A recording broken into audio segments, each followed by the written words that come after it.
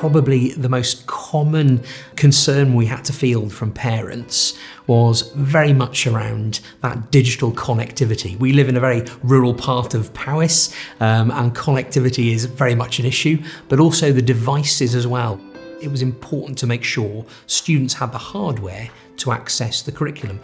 And the support that we've had in providing free devices that's been delivered by Welsh Government has been truly welcomed by pupils and parents alike.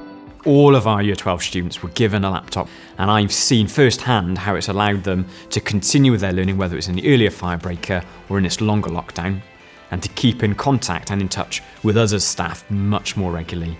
Having the free school laptop has made me feel really supported. They have free copies of Word, PowerPoint and Excel, so we can do all our work online and submit it via Microsoft Teams. I know that I have a place to keep all my work organised. All my heads of year and subject teachers have also given me direct opportunity to contact them with any concern I have, whatever that may be.